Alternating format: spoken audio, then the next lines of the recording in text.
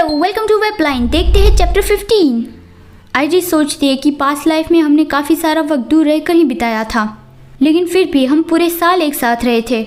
मुझे लगा था कि खालिद को मेरे बैकग्राउंड के बारे में ऑलरेडी पता होगा, लेकिन देखने से लगता है कि खालिद ने मेरे बारे में पूरा सच जाने बिना ही मुझसे शादी कर ली।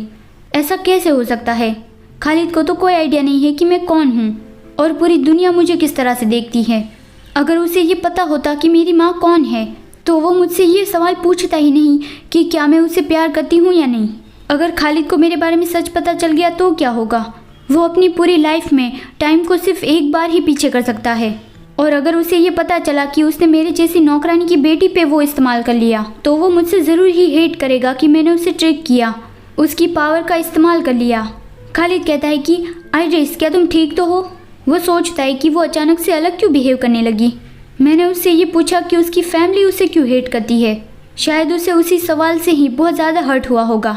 तो वो आइड्रिस को कहने लगा कि आई एम सॉरी आइड्रिस, मेरा इंटेंसली वो सवाल पूछकर तुम्हें अपसेट करने का मतलब नहीं था। मुझे तुम्हें ये पूछना ही नहीं चाहिए था। आइड्रिस सोचती है कि बहुत देर हो उससे पहले मुझे खालिद को सच बताना होगा। अगर उसने मुझे यहाँ से बाहर फिकवा दिया तो मैं कहाँ पे जाऊँगी, और क्या मुझे उसे सच नहीं बताना चाहिए? और वो रोने लगी थी। खालिद कहता है कि डोंट वरी, तुम्हें मुझे इस बारे में बताने की ज़रूरत नहीं है, और मैं भी तुम्हें वो पेनफुल मेमोरीज याद करवा के तुम्हें हर्ट नहीं करना चाहता। आइरिस कहती है कि नहीं, मुझे तुम्हें बताना ही होगा, और वो खालिद को बहुत ज़्यादा रिस्पेक्टफुली कहने लगी कि योर हाइनेस, मुझे आपको एक बात बताने की ज़रूरत है। तो खालिद कन्फ्यूज़ हो गया कि वो अचानक से मुझे मेरे टाइटल से क्यों बुलाने लगी।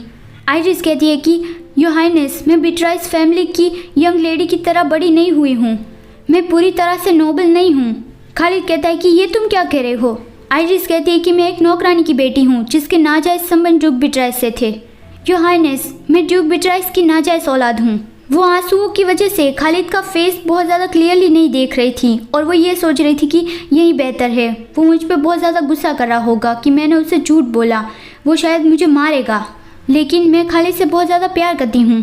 वो मेरी और नफ़रत भरी नज़रों से देखेगा, वही मेरे लिए बहुत ज़्यादा पेनफुल होगा।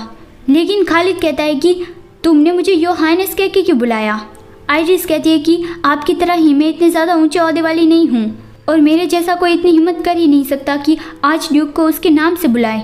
वो सोच रही थी कि अभी वो मुझे यहाँ से निकल जाने के लिए कहें तो भी मुझे थैंकफुल फील करना होगा कि एटलीस्ट मुझे जीने तो मिल रहा है।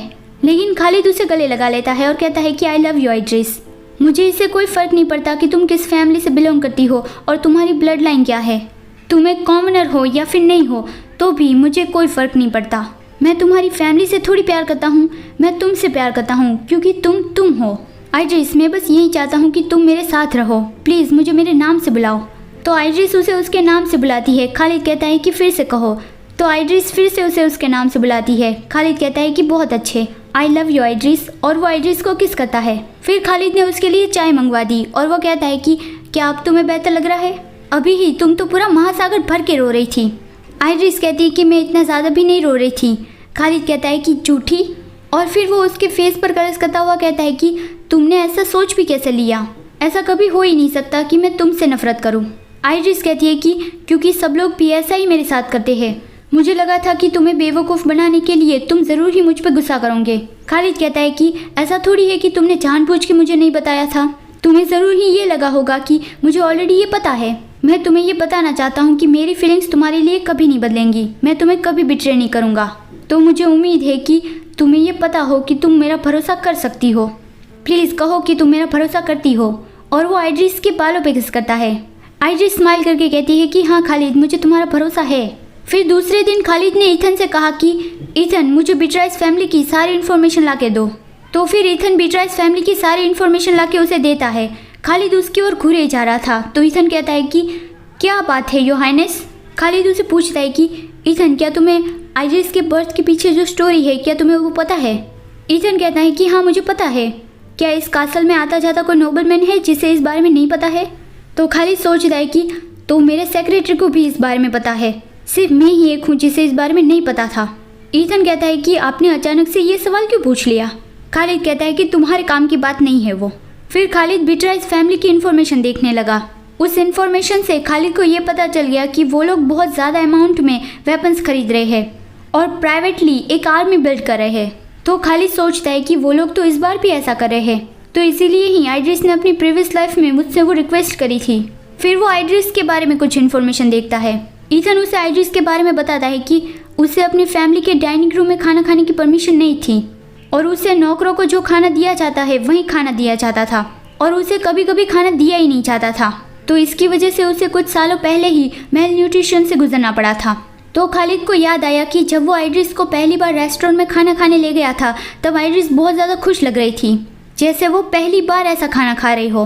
खालिद गुस्सा हो गया कि उसे तो नौकरों से भी बुरे तरीके से ट्रीट किया जाता था। पावर, रिस्पेक्ट, रेपुटेशन, उसे वो चीज़ें कभी मिली ही नहीं।